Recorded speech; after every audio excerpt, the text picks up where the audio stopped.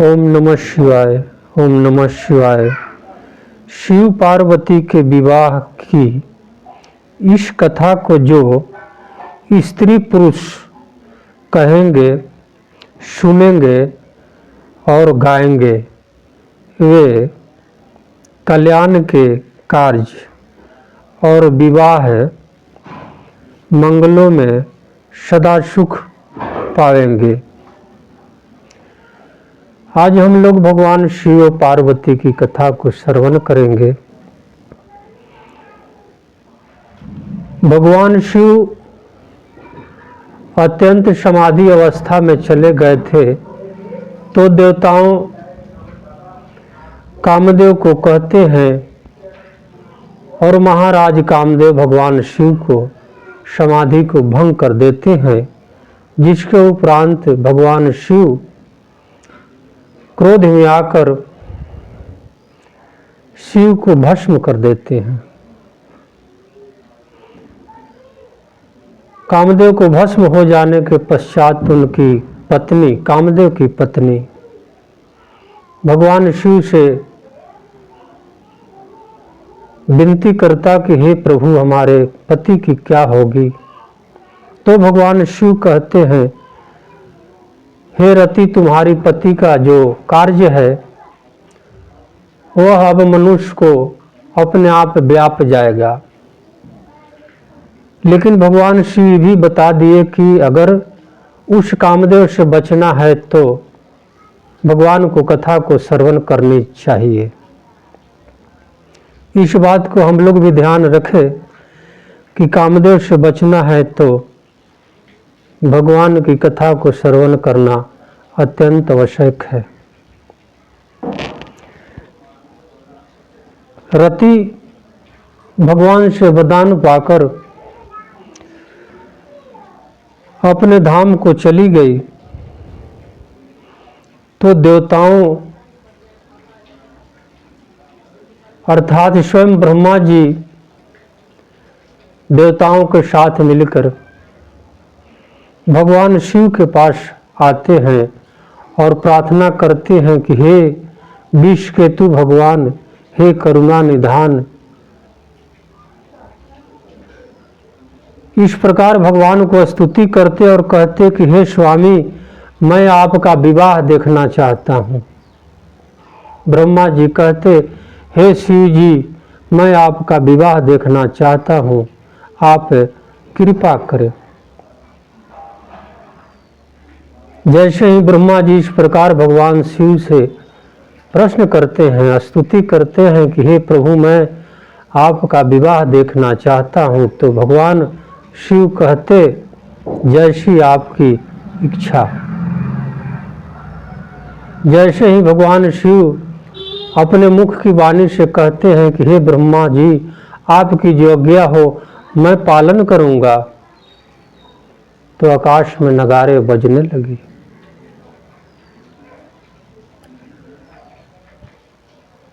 जब ब्रह्मा जी ने भगवान शिव से आज्ञा पाली तो ऋषियों को तत्काल पार्वती जी के पास भेजती। ब्रह्मा जी ऋषियों को पार्वती जी के पास भेजा गया। ऋषि पार्वती से सारी कथाएं बताए कि हे माता, भगवान समाधि तोड़ दिए हैं। हे माता पार्वती, भगवान शिव अपनी समाधि तोड़ दिए हैं, जिसमें एक घटना हो गई, कामदेव भस्म हो गए। ये सब कथा ऋषियों ने पार्वती को सुनाई और ऋषियों कह दिए कि भगवान शिव आपसे विवाह करने के लिए तैयार हैं। और इस प्रकार ऋषियों पार्वती जी से कहती कि हे माता, आप पुनः अपने घर को लौट जाइए, अर्थात अपने पिता के पास लौट जाइए।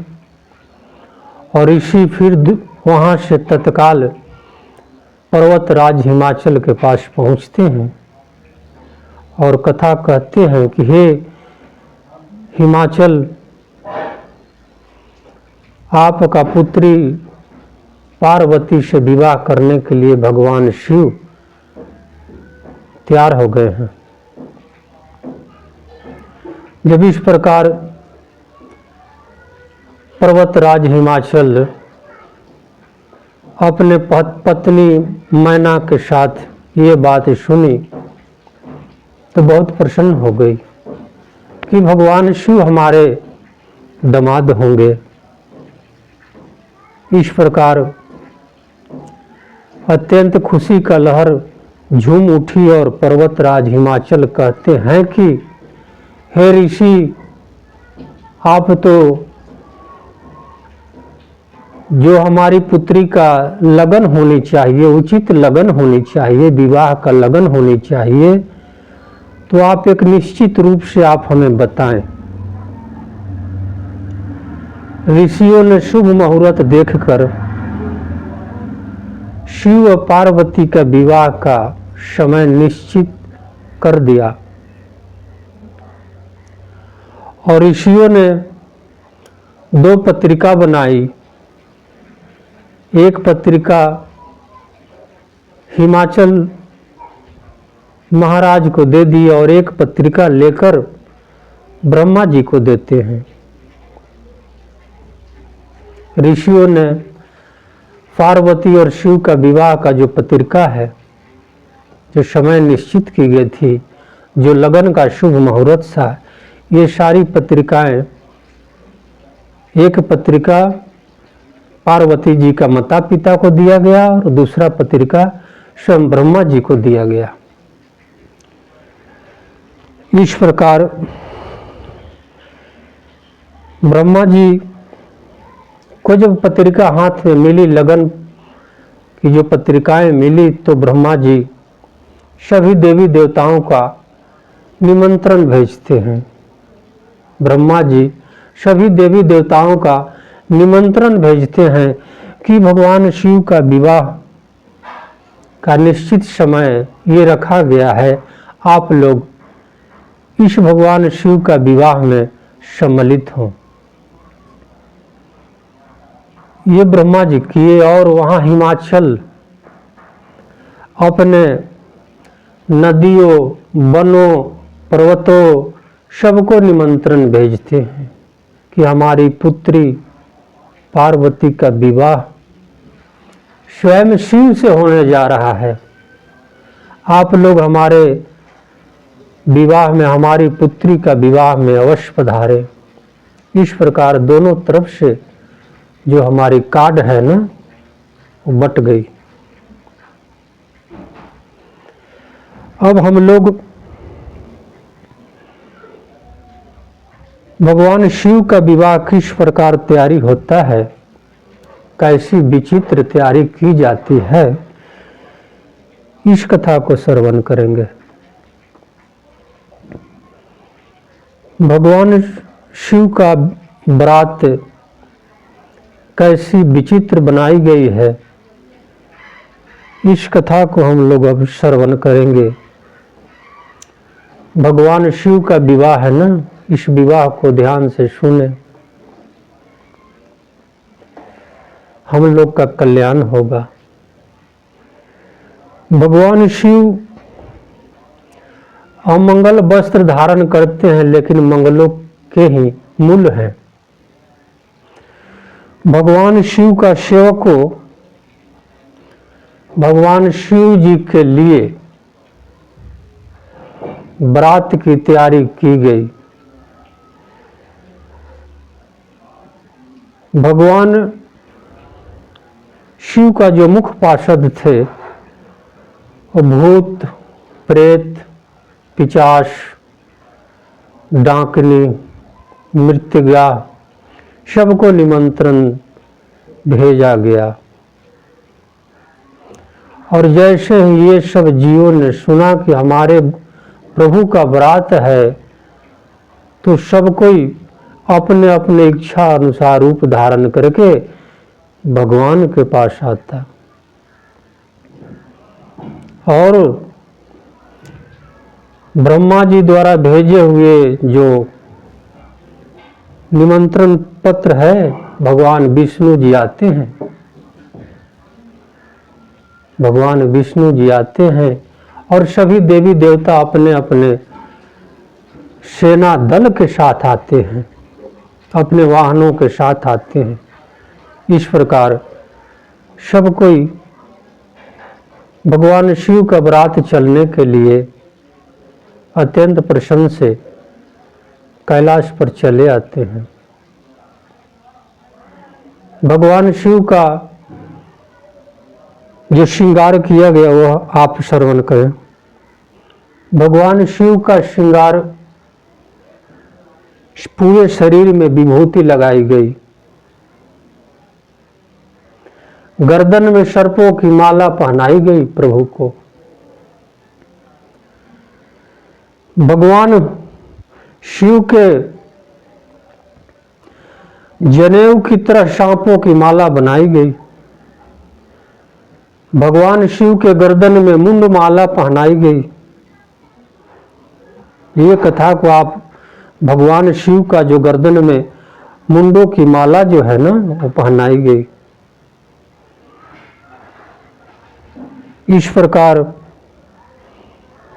एक हाथ में त्रिशूल, एक हाथ में डमरू, इस प्रकार भगवान को मस्तक पर वो शीतलता के लिए वो रखा गया। चांद का इस प्रकार भगवान की अनेक प्रकार की श्रृंगार किया गया।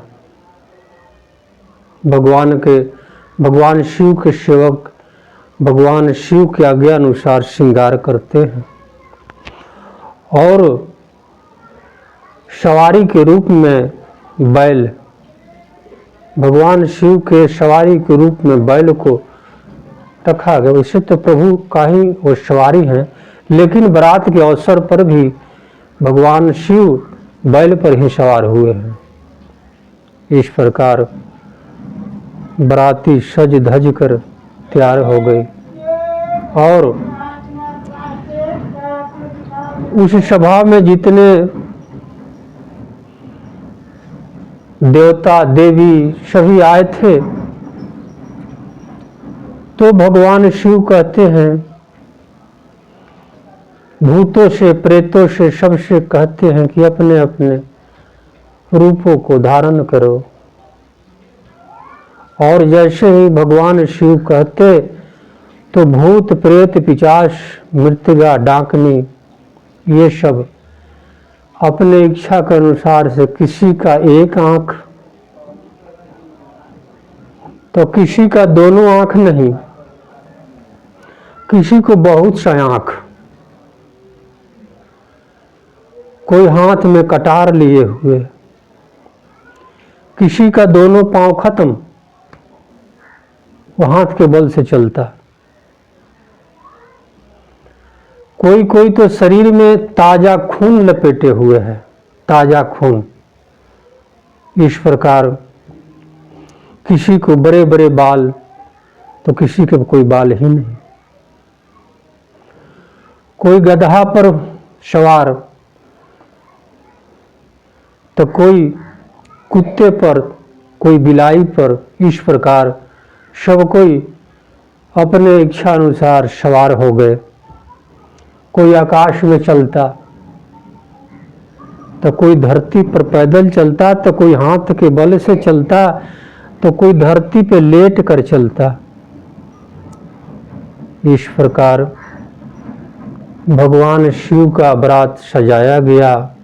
उस सभा में किसी का मुख बांदर जैसा, किसी का मुख कुत्ता जैसा, किसी का मुख सूअर जैसा, इस प्रकार किसी का मुंह बाघ जैसा, अनेकों प्रकार के रूप देखा नहीं जाता। कोई इस प्रकार आवाज करता मानो कोई पर्वत चट्टान उखाड़ लिया हो, इस प्रकार आवाज होता।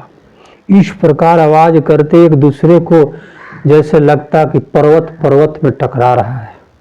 ये भयंकर आवाज भयंकर रूप इस प्रकार सजाई गई। और भगवान शिव बारात को प्रस्थान करते हैं महाराज हिमाचल के घर के लिए। जैसे ही बारात आगे बढ़ी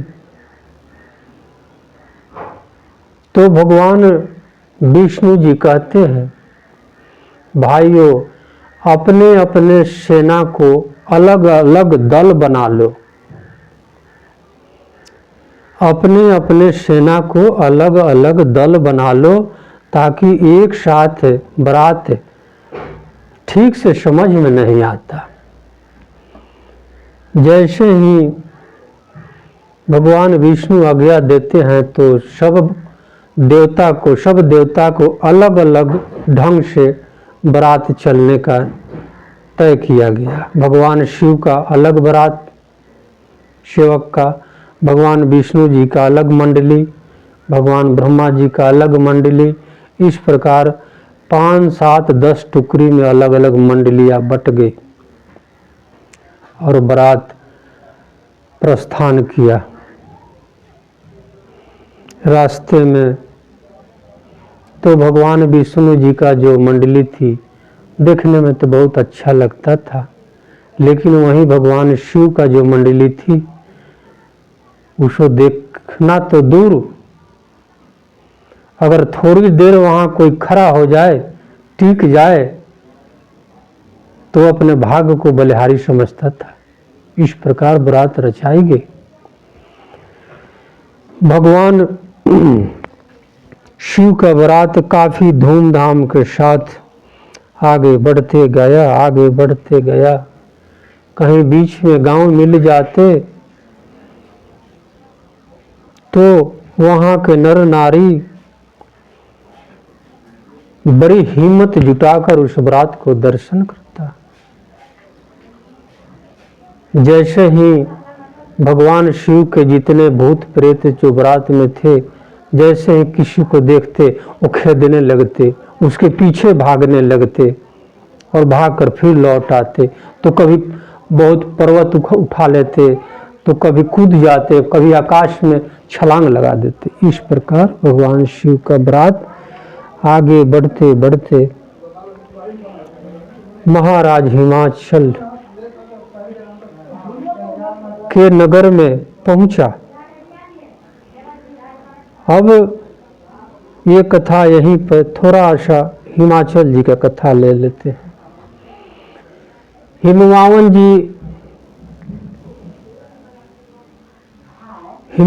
जी के घर में स्वयं भागवती जगदम्बा अवतार ली है ना। जब भागवती जगदम्बा ने मन में विचार किया कि भगवान शिव आ गए हैं, भगवान विष्णु आ गए हैं, देवर्षि नारद मुनि आ गए हैं, ब्रह्मा जी आ गए हैं, तो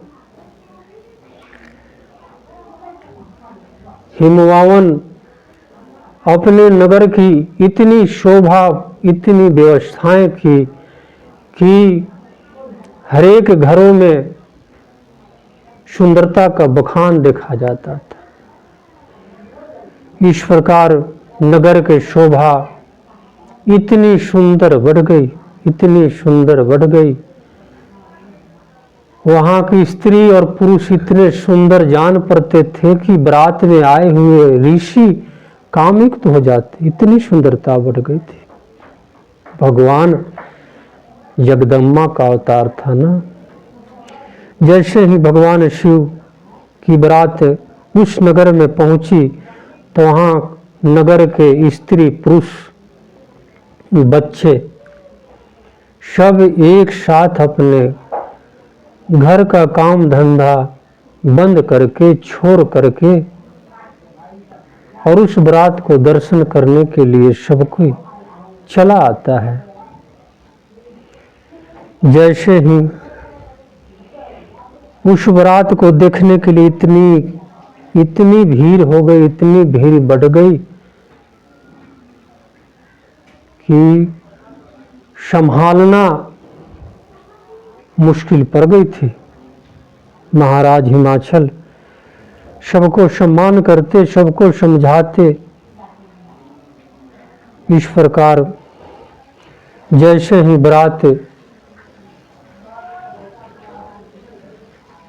उस नगर में पहुंची तो वहां के बूढ़े जवान स्त्री सब ये देखे कि भगवान विष्णु का जो बारात है, मंडली है, अलग बनाई गई थी, तो वो तो अच्छी जान पड़ती थी। लेकिन भगवान शिव का जो मंडली है, जो बारात है, उसको देखते तो बच्चे वहां के भाग करके इस प्रकार भागते जैसे उनको प्राण कोई हरण करने वाला है, और अपने घरों में छिप जाते। लोग बूढ़े माता पिता पूछते कि आप क्यों भाग गए हो, तो कहते कि बारात नहीं आई है, स्वयं यमराज आए हैं, यमराज का सेना आई है। इस प्रकार बच्चे कहते, लेकिन बूढ़े गण समझाते कि नहीं नहीं, घबराने की बात नहीं है, कुछ नहीं होगा, भगवान शिव आए हैं, भगवान विष्णु आए हैं। इस प्रकार भगवान जैसे ही भगवान जलमासा में पहुंचते हैं, भगवान की बारात जलमासा के पास पहुंचता है, तो पर्वतराज हिमाचल मैना रानी अपने दामाद को परीक्षने के लिए आते हैं। जैसे ही मैना अपने दामाद शिव को देखता, विकराल रूप, बड़े बड़े जटाएं, हाथ में डमरू, त्रिशूल, गर्दन में मुंड की माला, जनेऊ के जगह पर सर्पों बनाई गई। इस प्रकार जब मैना अपने दामाद को देखती तो भय से कांपने लगती है और कहती कि हे विधाता, आपने ये क्या कर डाला, हमारी पार्वती कितनी सुंदर है, इतनी सुंदर को ऐसे पति किसी प्रकार सटते नहीं बनता, किसी तरह बात दिखने में नहीं अच्छा लगता। इस प्रकार मैना रोने लगी, विलाप करने लगे। किसी प्रकार बराती लग गई, जलमासा में सब कोई पहुंचा। तो देवर्षि नारद जी उसी समय जलमासा से हिमाचल और मैना से मिलने के लिए चले जाते हैं। जलमासा से निकलकर मैना जी के पास चले जाते हैं, हिमाचल जी से चले जाते हैं मिलने के लिए। और जैसे ही नारद मुनि हिमाचल और मैना जी से मिलते हैं तो मैना क्या कहती है, इस कथा को ध्यान से सुनना। मैना कहती है, नारद मुनि, मैंने आपका क्या बिगाड़ा था। मैना कहती कि हे ही नारद मुनि, मैंने आपका क्या बिगाड़ा था जो आपने मुझे इस बहकावे में लाकर इस प्रकार हमारे सुंदर बेटिया को एक कुरूप देकर भंगी पति की खोज करवाया। और मैना कहती कि तुम तो बड़े निर्दयी हो, तुम तो कभी शादी भी नहीं किया, तुझे क्या दर्द होती है, तुम्हारे बाल बच्चे भी नहीं हैं, तुम्हारी बेटियां भी नहीं है, तो तुझे क्या दर्द होगा कि बेटी को कैसा वर मिलना चाहिए। तुम तो एक जगह रहता भी नहीं। इसी प्रकार घूमते फिरते रहते हो, तुम्हारी लाज शर्म भी नहीं है। इस प्रकार मैना रानी देवर्षि नारद जी को अनेक प्रकार की वाणी से दुखी किया करने लगी। तो नारद मुनि कहते हैं, हे मैना, हे पर्वतराज, आज मैं संपूर्ण पोल आपको खोल देता हूँ, संपूर्ण बातें बता देता हूँ। अगर ये बात आप ध्यान से श्रवण कर लेंगे तो आपका कलेश दूर हो जाएगा। मैना कहती कि तुम क्या मुझे सुनाओगे, तुम तो हर समय अपनी स्वार्थ की बातें किया करता है। लेकिन नारद मुनि कहते हैं, नहीं माता, मैंने कभी स्वार्थ की बात नहीं की, धर्म की बातें की, भाग की बातें की, कर्म की बातें की। नारद मुनि कहते कि मैंने कभी स्वार्थ की बात नहीं की, मैंने धर्म की बातें की, भाग में जो लिखा है उसका बातें की।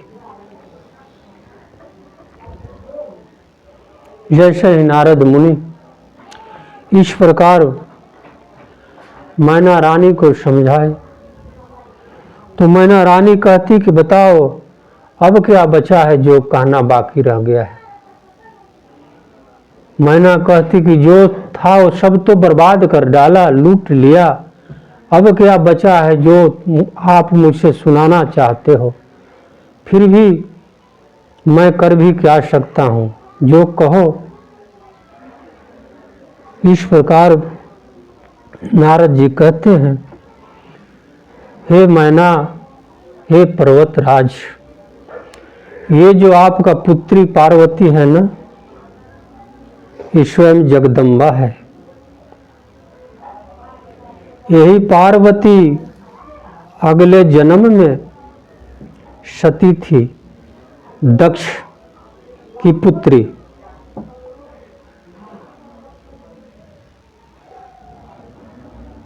नारद मुनि कहते हैं कि आपका पुत्री जो है ना जगदम्बा है, अभी पार्वती है ना, इससे पहले ये सती थी और दक्ष का पुत्री थी। ये सती भगवान शिव से विवाह हो चुका था, लेकिन थोड़ा अज्ञान के कारण, थोड़ा अहंकार के कारण सती का शरीर त्यागना पड़ा। जो भगवान श्री रामचंद्र जी के साथ ऐसी घटनाएं हुई थी, भगवान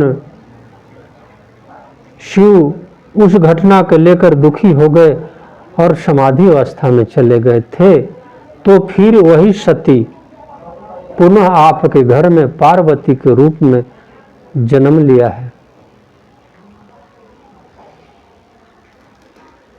और नारद मुनि कहते कि हे मैना, हे पर्वतराज, आपने बहुत बड़ा तप किया था, जिसके कारण से आपके घर में जगदम्बा का अवतार हुआ है।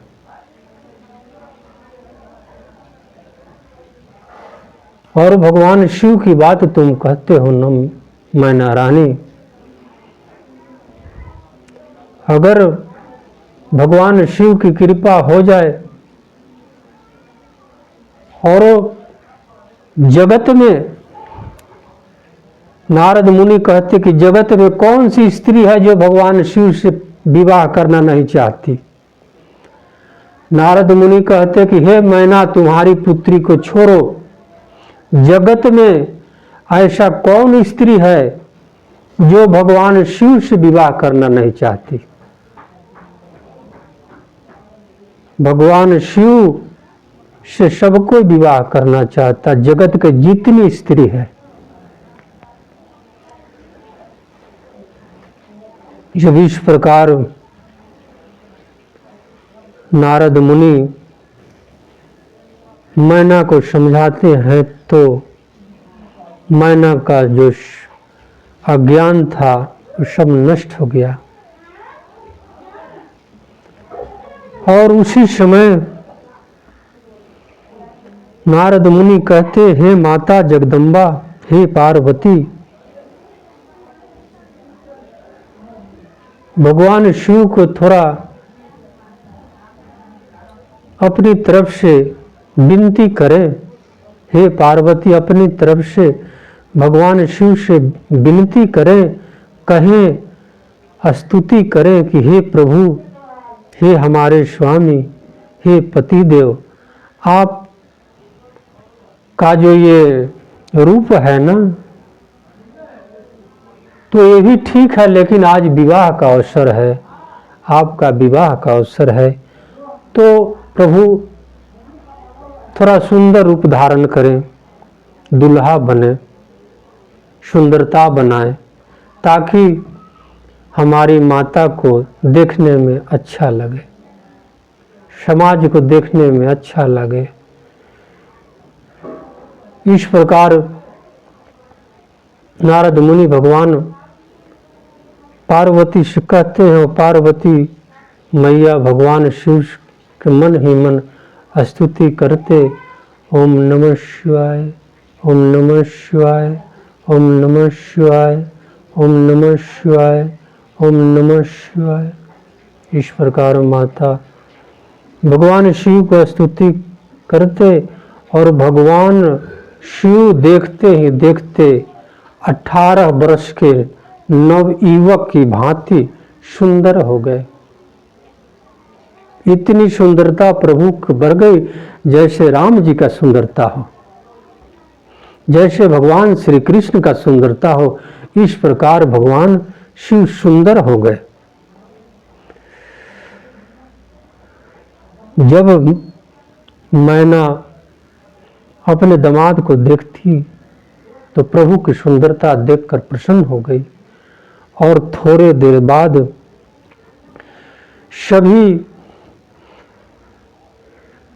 सभी देवताओं को बुलाया गया और भोजन की क्या बखान की जाए। उस सभा में भोजन अनगिनत प्रकार की थी। भगवान विष्णु, ब्रह्मा जी, सब कोई जलमाशा में अच्छे ढंग से व्यवस्थाएं की गई। भगवान को बैठाया गया और वहाँ का स्त्री मंगल गान करने लगी, भगवान विष्णु को गाली देने लगी, नारद मुनि को गाली। जो स्त्रियां का आज भी स्वभाव है ना, हमारे परिवार में शादी विवाह होता है तो, हमारे परिवार में शादी विवाह बच्ची का होता है तो स्त्रियां मंगल गान करती है। इस प्रकार उस सभा में भी भगवान शिव का विवाह के समय बड़ी सुंदरता से स्त्रियां भगवान विष्णु को गाली देती, कभी ब्रह्मा जी को गाली देती, कभी नारद मुनि को गाली देती। इस प्रकार स्त्रियां मंगल गान करती और सब कोई हंसते हुए भोजन करते। उसके बाद रात्रि के समय में शुभ लगन आ गया। ऋषियों कहते हैं हिमाचल जी से कि हिमाचल जी, विवाह का मुहूर्त आ गया, अब विवाह की व्यवस्थाएं की जाए।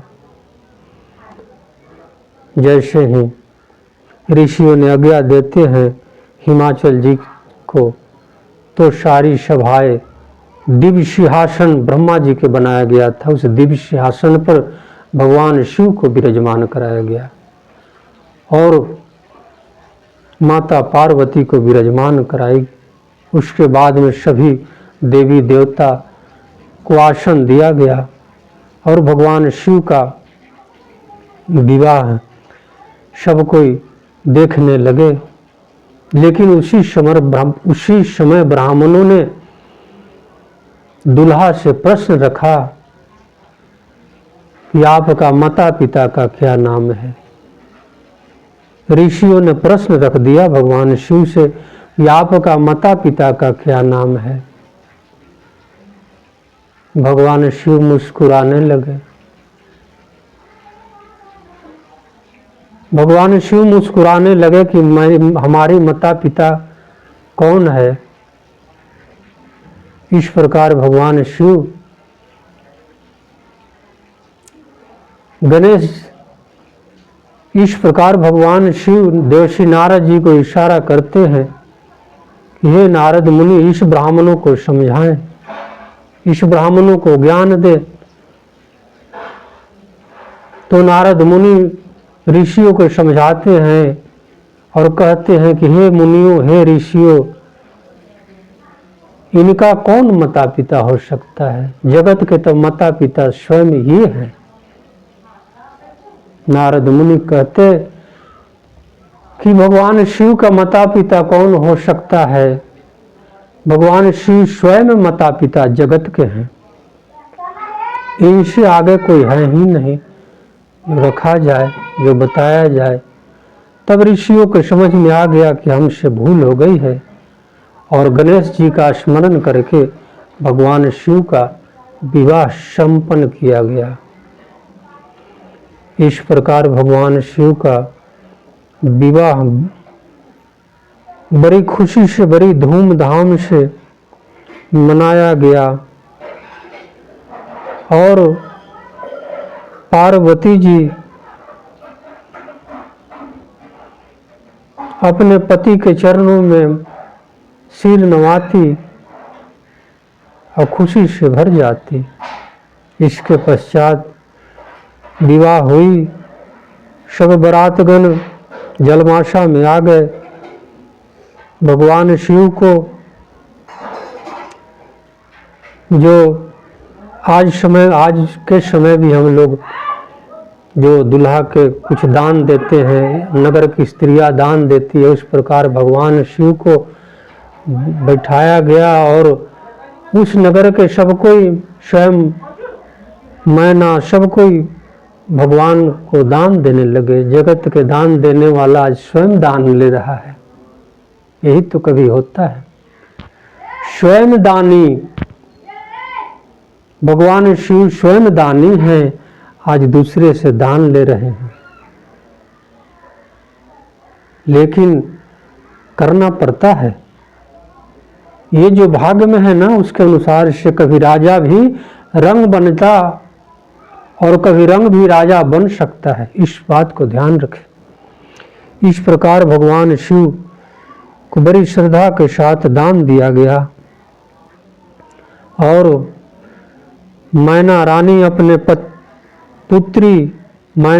अपने पुत्री को समझाती कि हे पार्वती, पति किसी भी स्त्री के लिए पति देवता है। पति को सेवा करना, पति की आज्ञा को पालन करना, मैना रानी अपने पुत्री को समझाती। उसके बाद में पार्वती अपने सखियों से मिलती, सखियों को समझाती, दुलार प्यार करती। और स्वयं पार्वती अपने सखियों को कहती कि सबके भाग में पति हैं, लेकिन सबको कर्म करे, सबको अच्छा विचार रखे, तो भगवान की कृपा से, भगवान शिव की कृपा से सबको पति मिलती है।